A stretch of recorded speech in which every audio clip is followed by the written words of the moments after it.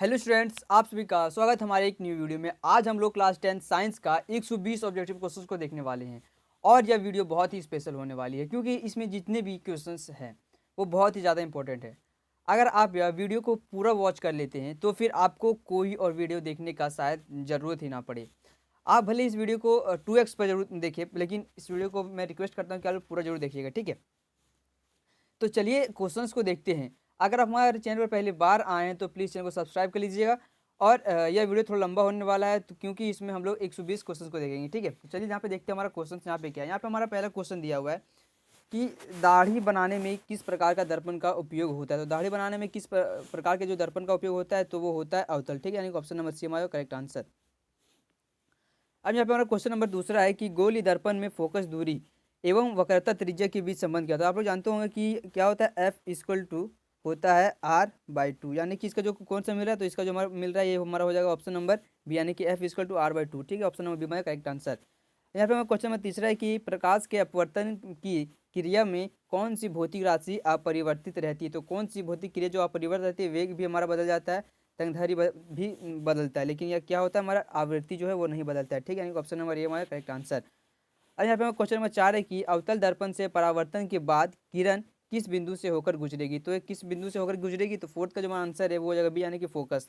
जब भी कोई वस्तु होता है तो किस से गुजरती है, तो वो एप से गुजरती है, फोकस से गुजरती है, यानी कि ऑप्शन नंबर बी हमारा करेक्ट आंसर, ठीक है। और यहाँ पे हमारा क्वेश्चन नंबर 5 है कि किसी दर्पण से वस्तु को कहीं भी रखने से वस्तु के बराबर आकार का सीधा प्रतिबिंब बनता है तो दर्पण होगा। तो वह कौन सा दर्पण होगा, जब भी मतलब वस्तु के बराबर आकार का सीधा प्रतिबिंब बनता है, तो वह होगा कि ऑप्शन नंबर 5, जो 5 का जो क्वेश्चन ऑप्शन है वो हो जाएगा सी, यानी कि समतल दर्पण, ठीक है। और यहाँ पे हमारा क्वेश्चन नंबर 6 कि प्रकाश के अपवर्तन के कितने नियम होते हैं। तो प्रकाश के अपवर्तन के कितने नियम होते हैं, तो वो 2 नियम होते हैं, यानी कि ऑप्शन नंबर बी हमारा करेक्ट आंसर। अब यहाँ पे हमारा क्वेश्चन नंबर 7 है कि किसी गोली दर्पण की वक्रता त्रिज्या 5 सेंटीमीटर दी है, ठीक है। वक्रता त्रिज्या यानी कि आर दिया हुआ 50, आर इक्वल टू 50 दिया हुआ है, तो उसकी फोकस दूरी क्या है। तो हम लोग जानते हैं कि एफ इक्वल टू होता है r/2। यहाँ पे आर का मान जो कि दिया हुआ है, आर का मान यहाँ पे कितना दिया हुआ है, तो 50 दिया, यानी कि एफ इक्वल टू r/2 होता है। तो एफ यहाँ पे हम आर कितना है, 50 है, ठीक है। तो इसको कट कर देंगे तो दो हमारा दो, तो यहाँ कितना आएगा, 25 आएगा, ठीक है।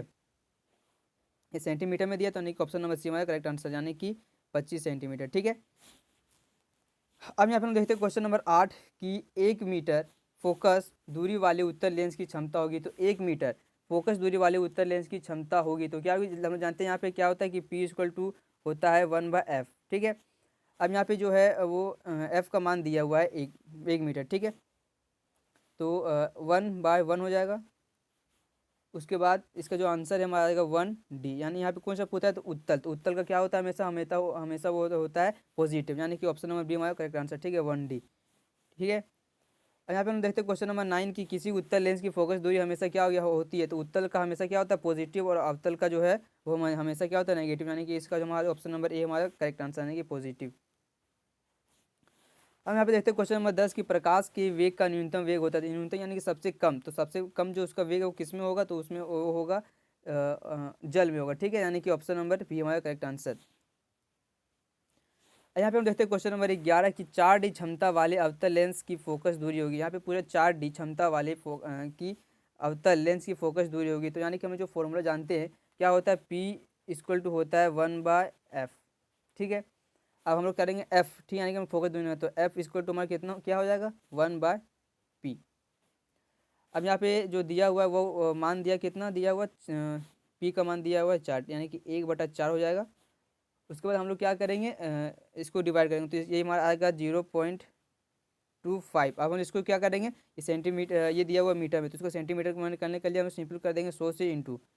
तो इसका जो हमारा आंसर कितना आ जाएगा, तो इसका जो आंसर है वो हमारा आ जाएगा 25 सेंटीमीटर, यानी कि अवतल है, तो अवतल में क्या होगा, अवतल लेंस की, यानी कि ऑप्शन नंबर भी हमारा करेक्ट आंसर, ठीक है, यहाँ करेक्ट आंसर। यहाँ पे देखते हैं क्वेश्चन नंबर 12 की किसी उत्तल लेंस का फोकसांतर 50 सेंटीमीटर है तो उसकी क्षमता होगी। यहाँ पे आपको इसका क्षमता निकालना है जो कि 50 सेंटीमीटर दिया हुआ है।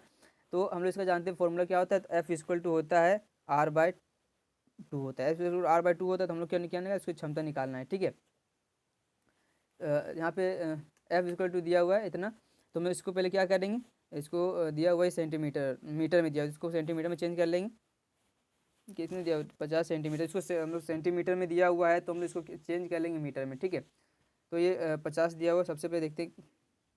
ये दिया हुआ 50, एफ इक्वल टू 50 सेंटीमीटर दिया हुआ। अब हम इसको क्या करेंगे, मीटर में चेंज कर लेंगे, यानी कि 50 को 100 से भाग दे देंगे तो हमारा कितना आ जाएगा।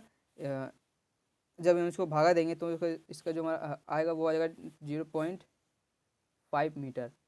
अब हम इसको सिंपली बैठा देंगे, ठीक है, फॉर्मूला पे। तो फॉर्मूला होता है P equal to 1/, P equal to होता है हमारा, पी इक्वल टू होता है 1/f, ठीक है।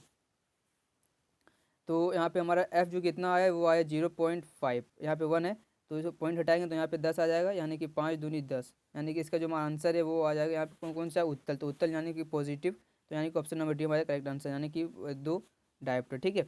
हम लोग देखते हैं क्वेश्चन नंबर 13 की प्रकाश का वेग सर्वाधिक होगा, तो सर्वाधिक सबसे ज़्यादा वेग यानी किसमें होगा, तो किसमें होगा, 13 का जो हमारा आंसर है वो जगह डी, यानी कि निर्वात में, ठीक है, निर्वात में इसका सबसे ज़्यादा सर्वाधिक वेग होगा, ठीक है। अब हम क्वेश्चन नंबर 14 है कि दिए गए पराक्रम में कौन ऊष्माक्षेपी है, तो ऊष्माक्षेपी इसमें से कौन सा है, तो 14 का जो हमारा आंसर है वो हो जाएगा ए, यानी कि श्वसन ऊष्माक्षेपी, ठीक है।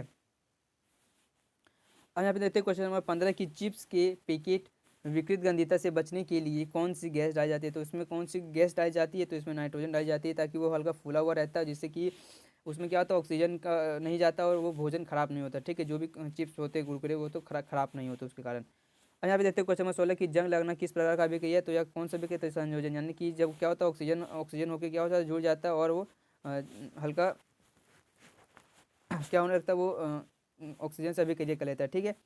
तो उसमें क्या हो लगता है, जंग लगने लगता है, ठीक है। तो यही ऑप्शन नंबर हमारा करेक्ट आंसर। उसके बाद क्वेश्चन नंबर 17 हमारा कि दिए गए अभिक्रिया में किस पदार्थ का उपचयन, सबसे पहले समझ लेते हैं कि उपचयन और अपचयन का मतलब क्या था। उपचयन का मतलब क्या होगा, जब मतलब ऑक्सीजन का ऐड होगा, और जब अपचयन होगा, ठीक है, अपचयन में क्या होता है O2 का ऐड नहीं होगा। तो यहाँ पे आपको देखना कि किसमें O2 ऐड हो रहा है, तो यहाँ पे किसमें O2 ऐड हो, यहाँ पे देखिए ZNO+C, यहाँ पे क्या आ रहा है CO, यानी कि ऑक्सीजन का ऐड हो रहा है कार्बन में, ठीक है, यानी कि ऑप्शन नंबर डी हमारा करेक्ट आंसर।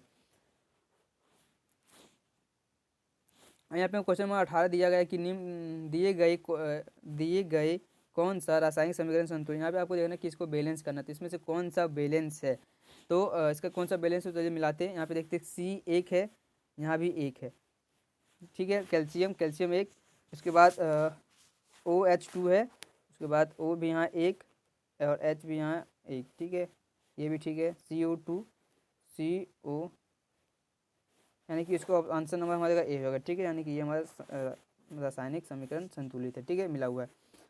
अब यहाँ पे देखते हैं क्वेश्चन नंबर 19 की दिए गए चित्र में कौन सी अभिक्रिया हो रही है, तो इसमें से आपको बताना कि कौन सी अभिक्रिया इसमें हो रही है, तो इसमें कौन सी अभिक्रिया देखिए, तो 19 का जो हमारा आंसर है, ठीक है, वो हो जाएगा डी, यानी कि विस्थापन हो रहा है, इसमें क्या हो रहा है, विस्थापन अभिक्रिया हो रहा है। अब यहाँ पे क्वेश्चन नंबर 20 है कि दिए गए पदार्थ में कौन सा गंध की सूचक की तरह व्यवहार करता है, तो इसमें कौन सा गंध की यानी कि गंध सूचक तरह व्यवहार करता है, तो प्यास करता है, ठीक है, यानी कि ऑप्शन नंबर हमारा हो जाएगा डी राइट आंसर। अब यहाँ पे हम देखते हैं क्वेश्चन नंबर 21 की हड्डियों को जोड़ने के लिए डॉक्टर किस लवण का प्रयोग करता है, तो किस लवण का प्रयोग करता है, वो क्या करता है, प्लास्टर लगा देता है हम लोग को हड्डी के लिए, ताकि वो हड्डी क्या तो हिलता नहीं और आराम से अपने एक जगह पे रह के वो सही होता है, यानी कि किसका करता है, प्लास्टर ऊपर, यानी कि इसका जो फॉर्मूला होगा वो हो जाएगा CaSO4.1/2, यानी कि ऑप्शन नंबर डी हमारा राइट आंसर। अब देखिए क्वेश्चन नंबर 22 की विरंजक चूर्ण का सूत्र क्या है, विरंजक चूर्ण का सूत्र क्या होगा, तो 22 का जो हमारा आंसर है वो हो जाएगा CaCO2, यानी कि ऑप्शन नंबर सी हमारा करेक्ट आंसर। यहाँ पे हम लोग देखते हैं क्वेश्चन नंबर 23 की इस चित्र में कौन सा अभिक्रिया हो, देखिए यहाँ पे क्या हो रहा है, जहाँ पे जा रहा है इलेक्ट्रिसिटी, ये हमारा एनोड है कैथोड है, तो इसमें कौन सा अभिक्रिया हो रहा है, तो 23 का जो हमारा आंसर है वो जगह बी, यानी कि वियोजन का अभिक्रिया, यानी कि ऑप्शन नंबर बी हो राइट आंसर। यहाँ पे देखते हैं क्वेश्चन नंबर 24 की टमाटर में कौन सा अम्ल पाया जाता है, टमाटर में कौन सा अम्ल पाया जाता है, तो ऑक्जेलिक अम्ल पाया जाता है, ठीक है, यानी कि ऑप्शन नंबर डी हमारा करेक्ट आंसर। यहाँ पे देखते हैं क्वेश्चन नंबर 25 की तनुकरण प्रक्रिया में होती है, तनुकरण प्रक्रिया में क्या होती है, तो इसमें क्या होती है, तो 25 का जो आंसर है वो क्या कि H+OH आयन की सांद्रता में कमी होती है, यानी कि ऑप्शन नंबर सी हमारा करेक्ट आंसर। यहाँ पे हमारे क्वेश्चन नंबर 26 है कि निम्नलिखित में कौन कौन प्रकाश वियोजन का उदाहरण है, प्रकाश वियोजन का उदाहरण इसमें से कौन सा है, 26 का जो हमारा आंसर है वो हो जाएगा ए, यानी कि AgBr, क्या होगा Ag+Br हो जाएगा, ठीक है, यानी कि ऑप्शन नंबर ए हमारा करेक्ट आंसर। अब हम देखते हैं क्वेश्चन नंबर 27 की अमीबा में अपने किस अंग से भोजन ग्रहण करता है, तो वो किस अंग से अपना भोजन को ग्रहण करता है, देखिए ये हमारा अमीबा है, ये हमारा भोजन, तो अमीबा क्या करेगा, इस भोजन को धीरे धीरे करके मतलब घेर लेगा, ठीक है, यानी कि इसको धीरे धीरे पकड़ने लगेगा, इसके ये हमारा इसका क्या हो जाएगा कूटपाद, यानी कि आंसर इसका हमारे पास यानी कि कूटपाद। अब यहाँ पे हमारा क्वेश्चन नंबर 28 है कि पाचन प्रक्रिया में वसा का एमल्सीकरण कौन करता है, तो कौन करता है, तो वो कौन करता है, तो वो पित्त करता है, यानी कि ऑप्शन नंबर डी हमारा होगा करेक्ट आंसर। अब यहाँ पे हम देखते हैं क्वेश्चन नंबर 29 की निम्नलिखित में से किस जीव में स्वपोषी पोषण होता है, तो किस में स्वपोषी पोषण होता है, तो किस में, तो 29 का जो हमारा आंसर है वो होगा डी यानी कि आम। ठीक है, स्वपोषी जीव यानी जीव पूरा, तो यानी ऑप्शन नंबर डी हमारा करेक्ट आंसर। अब यहाँ पे हम देखते हैं क्वेश्चन नंबर 13 कि मानव हृदय में कितने कोष होते हैं, तो वो कितने होते हैं, तो 4 होते हैं, यानी कि 2 होते हैं, 2 ऊपर में होते हैं, 2 नीचे में होते हैं। ठीक है, यानी कि ऑप्शन नंबर डी हमारा करेक्ट आंसर। अब हम देखते हैं क्वेश्चन नंबर 31 की श्वसन वर्णक किसे कहते हैं, तो श्वसन वर्णक किसे कहते हैं, जैसे कि देखिए प्लांट में आप रहता है, पत्ते में क्या होता है, क्लोरोफिल होता है, जिससे क्या करता है, पौधे अपना गैस एक्सचेंज करते हैं, यानी कि ऑप्शन नंबर ए हमारा करेक्ट आंसर है क्लोरोफिल। ठीक है, उसके बाद यहाँ पे क्वेश्चन नंबर 32 है कि उत्सर्जन तंत्र की क्रियात्मक इकाई क्या है, तो उत्सर्जन यानी कि जो होता है उत्सर्जन तो तंत्र की क्रियात्मक इकाई क्या होगी, तो ये हो जाएगा वृक्काणु, यानी कि ऑप्शन नंबर सी हमारा करेक्ट आंसर। ठीक है, वृक्काणु, option number C correct answer. वृक्काणु को ही हम लोग बोलते हैं नेफ्रॉन। ठीक है, नेफ्रॉन सही होता है। अब लोग देखते हैं क्वेश्चन नंबर 33 की वृक्क की क्रियाशीलता कम होने पर रक्त को शरीर से बाहर निकालकर छानने की प्रक्रिया क्या क्या कहलाती है, तो वो क्या क्या क्या कहलाती है, तो वो कहलाती अपोहन, यानी कि ऑप्शन नंबर बी हमारा हो जाएगा करेक्ट आंसर। अब यहाँ पे हम क्वेश्चन नंबर 34 की जनन की मूल घटना क्या है, जनन की मूल घटना क्या है, डीएनए की प्राकृतिक प्रतिकृति बनाने का, ऑप्शन नंबर सी हमारा करेक्ट आंसर। अब यहाँ पे हम देखते हैं क्वेश्चन नंबर 35 की दिया गया चित्र किस प्रकार का जनन को दर्शा रहा है, तो यह इसमें कौन सा प्रकार का जनन हो रहा है, तो इसमें हो रहा है बहुखंडन। ठीक है, यानी ऑप्शन नंबर ए हमारा करेक्ट आंसर। यहाँ पे देखते हैं क्वेश्चन नंबर 36 की नर युग्मक तथा मादा युग्मक के संलयन को क्या कहते हैं, तो क्या कहते हैं, तो निषेचन कहते हैं। ठीक है, यानी ऑप्शन नंबर ए हमारा करेक्ट आंसर। अब यहाँ पे हम देखते हैं क्वेश्चन नंबर 37 की लड़कों में यौनावस्था के लक्षणों का नियंत्रण कौन हार्मोन करता है, तो वो कौन सा करता है, तो वह करता है टेस्टोस्टेरोन, और इंसुलिन से क्या होता है, इसको हम लोग बोलते हैं आपातकालीन हार्मोन बोलते हैं। जिससे क्या जब गुस्सा हम लोग को आने लगता है, तो क्या होता है, इंसुलिन का जो होता है बहुत ज़्यादा रिलीज होने लगता है, इसी कारण हम लोग को जब गुस्सा आने लगता है बहुत ज़्यादा। ठीक है, और यहाँ पे देखते हैं क्वेश्चन नंबर 38 की सौर स्थिरांक का मान क्या है, तो सौर स्थिरांक का मान क्या है, 38 का जो हमारा आंसर है वो जगह ए, यानी कि 1.4 किलोवाट मीटर प्रति मीटर स्क्वायर। ठीक है, यहाँ पे क्वेश्चन नंबर 39 है कि जैव गैस का मुख्य घटक कौन सा है, तो जैव यानी कि जो जीवों से गैस निकलता है, तो वो कौन सा निकलता है, मीथेन, यानी कि मीथेन किससे निकलता है, गाय के गोबर से, मतलब ये मीथेन गैस प्राप्त होता है। ठीक है, यानी कि ऑप्शन नंबर डी हमारा करेक्ट आंसर। यहाँ पे हम देखते हैं क्वेश्चन नंबर 14 कि महासागरीय तापीय ऊर्जा प्राप्त करने के लिए महासागर के पृष्ठ के जल का ताप 2 मीटर की गहराई के जल के ताप में कितना अंतर होता है, तो वो कितना अंतर होता है, तो 20 डिग्री सेल्सियस का होता है, यानी कि ऑप्शन नंबर ए हमारा करेक्ट आंसर। तो अभी तक हम लोग यहाँ पे 40 क्वेश्चन को देखे हैं, अभी हम लोग का 80 क्वेश्चन बाकी। चलिए हम लोग देखते हैं और क्वेश्चन यहाँ पे हमारा क्या है। ठीक है, एक सेकेंड, चलिए देखते हैं हमारा क्वेश्चन यहाँ पे क्या है। यहाँ पे हमारा पहला क्वेश्चन फिर है कि यदि अवतल दर्पण की फोकस दूरी f तथा वक्रता त्रिज्या r हो, तो इसमें तो पहले बताया था क्या होता है, तो f इक्वल टू होता है r/2, यानी कि ऑप्शन नंबर बी हमारा करेक्ट आंसर। ठीक है, अब यहाँ पे देखते हैं क्वेश्चन नंबर 32 की प्रकाश के परावर्तन के कितने नियम होते हैं, तो कितने नियम होते हैं, 2, यानी कि परावर्तन के भी 2 नियम होते हैं, अपवर्तन के भी 2 नियम होते हैं, यानी कि ऑप्शन नंबर बी हमारा करेक्ट आंसर। अब यहाँ पे देखते हैं क्वेश्चन नंबर 3 की समतल दर्पण द्वारा बना प्रतिबिंब होता है, तो समतल द्वारा जब भी उसको प्रतिबिंब बनेगा तो वो कैसा बनेगा, तो थर्ड का जो हमारा आंसर है वो यहाँ पे ऑप्शन नंबर वास्तविक काल्पनिक दोनों या इनमें से कोई नहीं, तो इसका जो हमारा आंसर है वो हो जाएगा बी, यानी कि काल्पनिक बनेगा। ठीक है, यानी कि ऑप्शन नंबर बी हमारा राइट आंसर। अब देखते हैं क्वेश्चन नंबर 4 की वाहनों के पश्च दीप, यानी कि पश्च मैंने मतलब पीछे, ठीक है, दर्पण के रूप में किस दर्पण का उपयोग किया जाता है, तो किस दर्पण का हम लोग इसमें उपयोग करते हैं, तो इसमें हम लोग उपयोग करते हैं उत्तल दर्पण का, क्योंकि इसका जो सतह होता है वो क्षेत्रफल बहुत ज़्यादा होता है, क्योंकि कोई भी ज़्यादा चीज़ को एक छोटे चीज़ में दिखा देता है। ठीक है, यानी कि ऑप्शन नंबर बी हमारा करेक्ट आंसर। अब हम देखते हैं क्वेश्चन नंबर 5 की निम्न में कौन सा पदार्थ लेंस बनाने के लिए प्रयुक्त नहीं किया जा सकता, तो जल का उपयोग कर सकते हैं, कांच का भी कर सकते हैं, प्लास्टिक का कर सकते हैं, लेकिन मिट्टी का हम लोग नहीं कर सकते। ऑप्शन नंबर डी हमारा करेक्ट आंसर।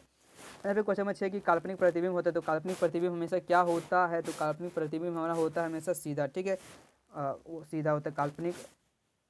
यहाँ पे देखते हैं क्वेश्चन नंबर 7 की यदि एफ का मान 12 सेंटीमीटर है तब आर का मान क्या होगा। यहाँ पे आपको सिंपली क्या निकालना, आर का मान निकालना है, तो क्या होगा 7 का जो हमारा आंसर है वो हो जाएगा ए, यानी कि 24 सेंटीमीटर। ठीक है, यानी कि क्या करना है आपको, देखिए यहाँ पे कितना दिया, एफ का मान दिया हुआ। ठीक है, एफ का सेकेंड एफ का मान दिया हुआ कितना 12, तो फॉर्मूला क्या होता है एफ इक्वल टू r/2। हम लोग क्या निकालना, आर का मान निकालना, तो हम लोग क्या करेंगे आर का निकालेंगे तो एफ इंटू 2 हो जाएगा। यहाँ पे दिया हुआ है 12, तो 12 को इंटू 2 से करेंगे कितना देगा 24, यानी कि 24 सेंटीमीटर में इसका आंसर हो जाएगा।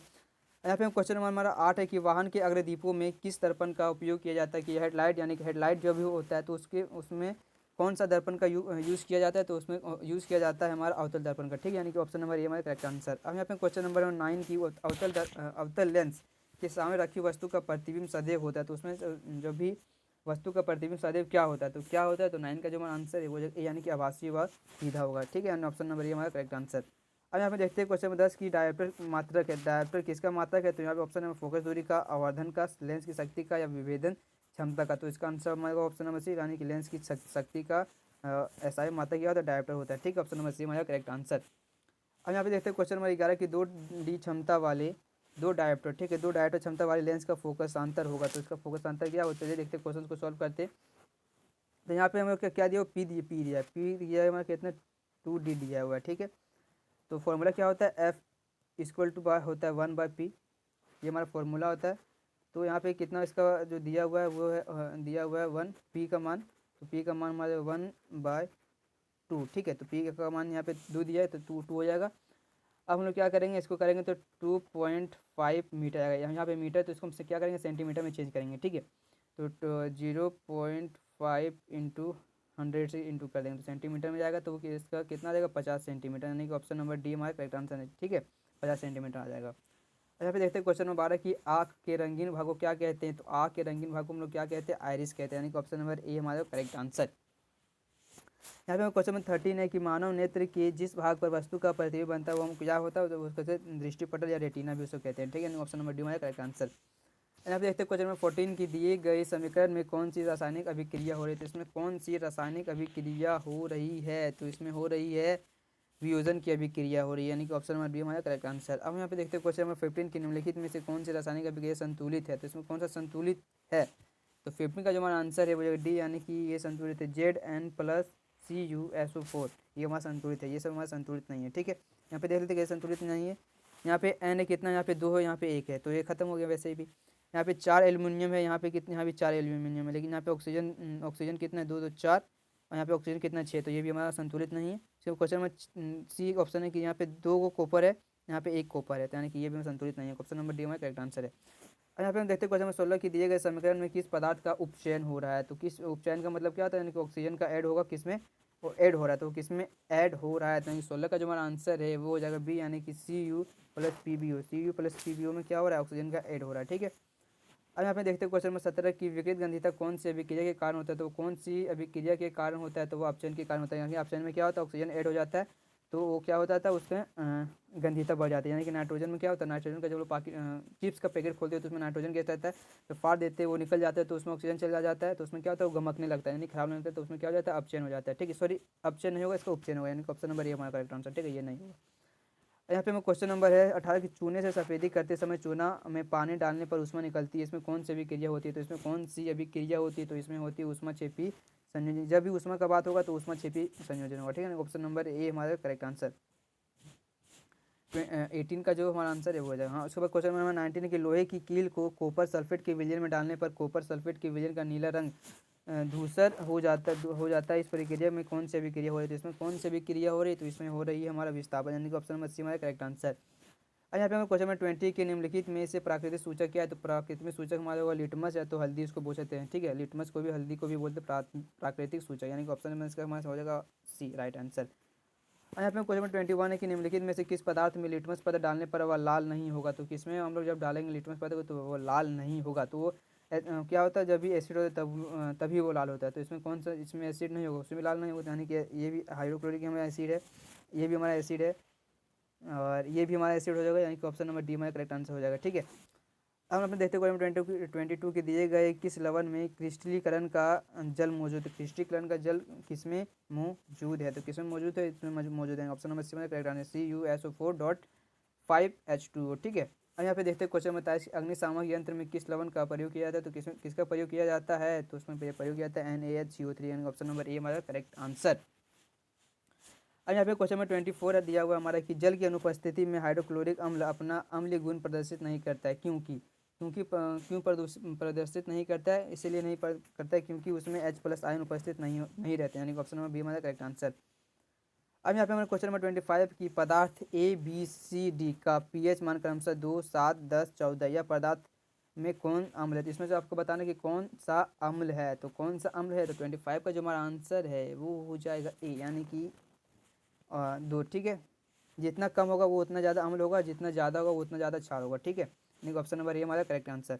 यहाँ पे हम देखते हैं क्वेश्चन नंबर 26 की इस चित्र में कौन अभिक्रिया हो रही है, तो इसमें कौन सी अभिक्रिया हो रही है, तो 26 का जो हमारा आंसर है वो हो जाएगा बी, यानी कि वियोजन का अभिक्रिया हो रहा है। ठीक है, अब यहाँ पे क्वेश्चन नंबर 27 की है कि शरीर में उत्पन्न हानिकारक अपशिष्ट पदार्थों का शरीर से बाहर निकलने की प्रक्रिया किस जैव प्रक्रम में होती है, तो वह किस जैव प्रक्रम में होती है। अपशिष्ट तो वह किस में होती है, तो उत्सर्जन में होती है। ठीक है, यानी यूरिनेशन इसी में होता है। अब हम देखते हैं क्वेश्चन नंबर 28, प्रकाश संश्लेषण में होने वाली ऑक्सीजन गैस किस यौगिक के टूटने के फलस्वरूप प्राप्त होता है, तो वो किस यौगिक के टूटने के फलस्वरूप प्राप्त होगा, तो वह जब टूटेगा, क्या टूटेगा, तो 28 का जो हमारा आंसर है वो यानी कि जब जल टूटेगा तब होगा। ठीक है, ऑप्शन नंबर ए हमारा करेक्ट आंसर। हमारे क्वेश्चन नंबर 29 के अमीबा में किस प्रकार का पोषण होता है, तो उसमें क्या कौन सा होता है, तो प्राणी संभोजी पोषण होता है, नहीं ऑप्शन नंबर डी हमारा करेक्ट आंसर।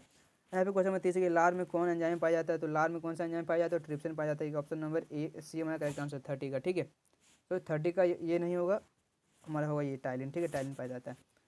यहाँ पे हम देखते हैं क्वेश्चन नंबर 31 की श्वसन प्रक्रिया में पायरुवेट का कार्बन डाइऑक्साइड जल में ऊर्जा में विखंडन कहाँ होता है, तो वो कहाँ पे होता है, तो वो होता है हमारा वायु कुपिका में। ठीक है, यानी कि ऑप्शन नंबर सी में करेक्ट आंसर। अब यहाँ पे क्वेश्चन नंबर 32 है कि पौधों में जल तथा खनिज लवण का संवहन किनके द्वारा होता है, तो वह पौधे में जल तथा खनिज लवण का संवहन किनके द्वारा होता है, तो वह जाइलम के द्वारा होता है। ठीक है, जाइलम के द्वारा क्या होता है, भोजन का संवहन होता है। ठीक है, इसमें क्या होगा, भोजन का संवहन होगा, यानी कि इसका हमारा जो आंसर है वो ऑप्शन नंबर ए हो जाएगा करेक्ट आंसर।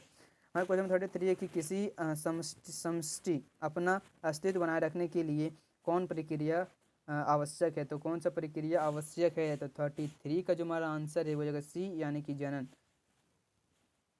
अब यहाँ पे क्वेश्चन में 34 दिया गया चित्र किस प्रकार के जनन को दर्शा रहा है, तो वो किस प्रकार के जनन को दर्शा रहा है, तो वो इसका मतलब आंसर यानी कि पुनरुद्भवन। इसमें क्या होता है कि आप किसी का भी एक काट दो, देखिए ये हमारे कोई जीव है तो इसको काट दिए 3 भाग में, तो ये भी भाग हमारा एक नया जीव बना देगा, ये भी हमारा नया जीव बना देगा, ये भी हमारा नया जीव होगा। जब हम इसको भी काट देंगे तो ये भी हमारा एक नया जीव बना देगा, ऐसे करके होता है। इसमें क्या हो रहा है, पुनरुद्भवन, यानी कि ऑप्शन नंबर डी हमारा करेक्ट आंसर।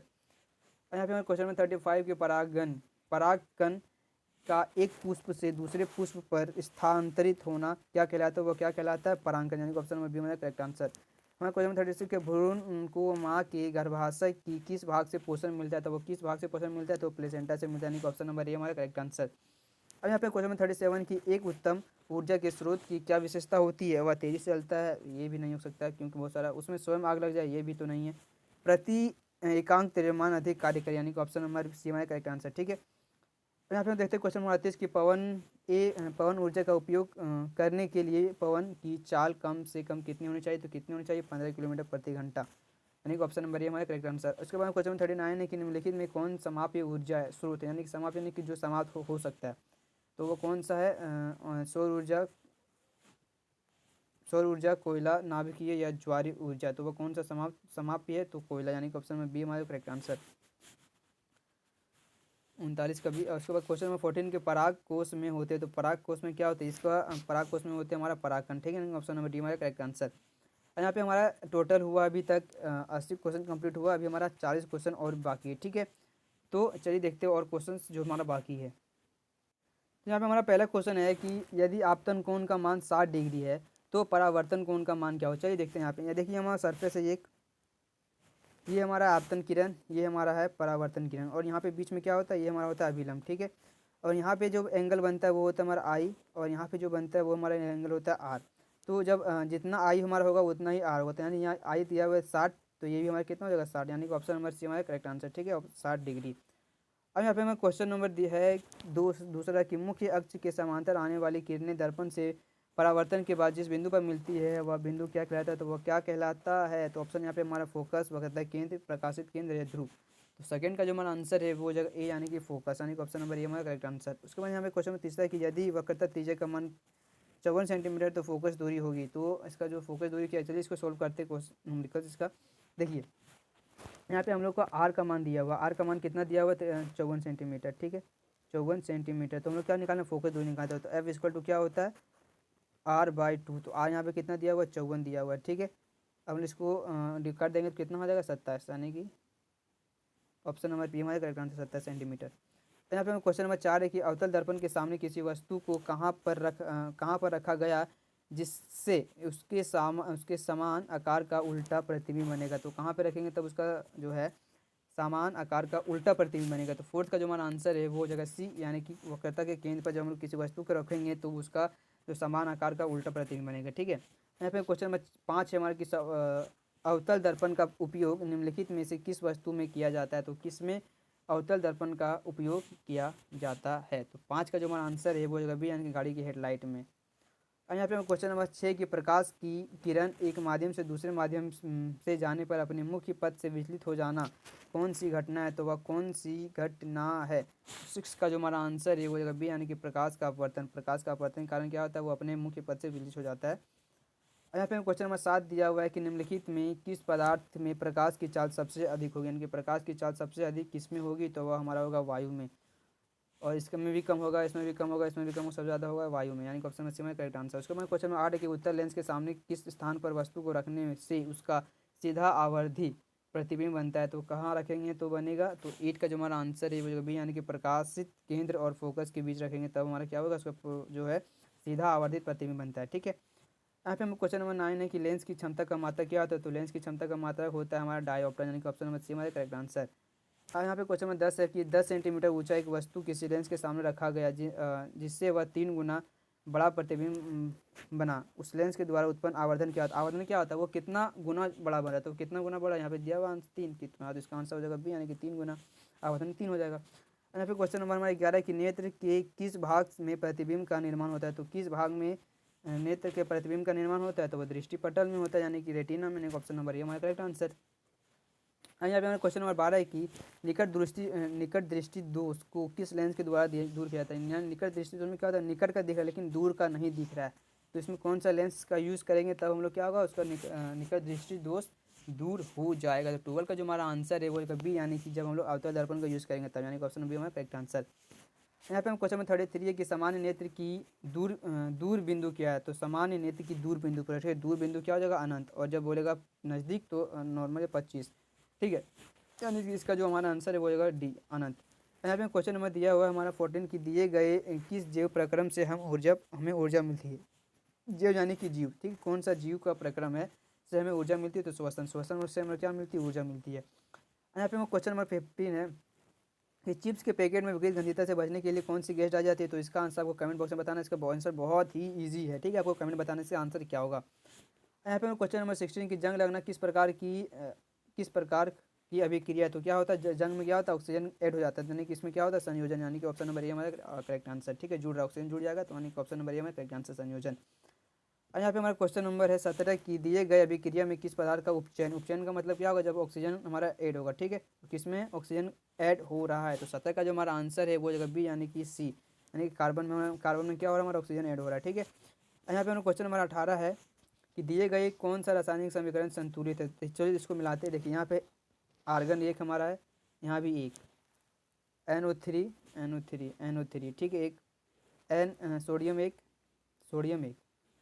क्लोरीन एक, यानी इसका हमारा आंसर हो जाएगा ए, यानी कि ये हो जाएगा हमारा संतुलित समीकरण यही है। ठीक है, और यहाँ पे हम देखते हैं क्वेश्चन नंबर 19 की लोह चूर्ण, यानी कि लोहे का जो बुरादा यानी कि चूर्ण पर तनु हाइड्रोक्लोरिक एसिड डालने से क्या होता है। तो इसका क्या होगा, देखिए जब हम लोग डालेंगे ये हमारा Fe हो जाएगा लोहा, उस पर हम लोग क्या डाल रहे हैं, HCl डाल रहे हैं। ठीक है, HCl, तो वो क्या बनाएगा, तो बनाएगा हमारा FeCl2 बनाएगा, प्लस निकलेगा क्या, हाइड्रोजन गैस निकलेगा। ठीक है, यानी कि इसका जो हमारा आंसर है 90 का जो हमारा आंसर है वो हो जाएगा ए, यानी कि हाइड्रोजन गैस एवं आयरन क्लोराइड बनता है। देखिए यहाँ पे बन रहा है हाइड्रोजन गैस और आयरन क्लोराइड भी बन रहा है FeCl2। ठीक है, FeCl2 ये भी बन रहा है। अब यहाँ पर देखते हैं क्वेश्चन नंबर 19-20, ठीक है, कि दिए गए पदार्थ में कौन रंग सूचक की तरह व्यवहार करता है। तो रंग सूचक की तरह कौन व्यवहार करेगा, तो ये करेगा हमारा लिटमस पदार्थ, जिसे हम प्राकृतिक सूचक भी बोलते हैं। यहाँ पे हमारा क्वेश्चन नंबर है 21 की हड्डियों को जोड़ने के लिए डॉक्टर किस लवण का प्रयोग करता है। तो किस लवण का प्रयोग करता है, तो वो प्लास्टर ऑफ पेरिस का प्रयोग करता है, यानी कि ऑप्शन सी हमारा करेक्ट आंसर, ये हमारा प्लास्टर ऑफ पेरिस का फॉर्मूला है। ठीक है, अब यहाँ पे हम देखते हैं क्वेश्चन नंबर 22 की प्लास्टर ऑफ पेरिस का सूत्र क्या होगा। तो देखिए यहाँ पे क्वेश्चन पूछ लिया क्या होगा, तो इसका आंसर को कमेंट बॉक्स में बताना है, बहुत ईजी है। ठीक है, यहाँ पे हम देखते हैं क्वेश्चन नंबर 23 की दिए गए समीकरण में कौन अभिक्रिया हो, तो इसमें से कौन सा अभिक्रिया हो रहा है। तो 23 का जो हमारा आंसर है वो हो जाएगा ए, यानी कि संयोजन का अभिक्रिया हो रहा है। ठीक है, यहाँ पे हम देखते हैं क्वेश्चन नंबर 24 की खट्टे फल में कौन सा अम्ल पाया जाता है। तो खट्टे फल में हमेशा कौन सा अम्ल पाया जाएगा, तो उसमें लैक्टिक सिट्रिक एसिडिक, इसमें शायद से 24 का जो हमारा आंसर है वो हमारा शायद से हो जाएगा सिट्रिक अम्ल। ठीक है, खट्टा में हमेशा हमेशा क्या मिलेगा, सिट्रिक अम्ल मिलेगा। अब यहाँ पे हमारा क्वेश्चन नंबर 25 की कोई विलयन अंडे के पिसे हुए कवच से अभिक्रिया कर एक गैस उत्पन्न करता है जो सोने के पानी को दूधिया कर देता है, इस विलयन में क्या होगा। तो इस विलयन में क्या होगा, तो इस विलयन में हमारा हाइड्रोक्लोरिक एसिड होगा, यानी कि ऑप्शन नंबर बी हमारा करेक्ट आंसर।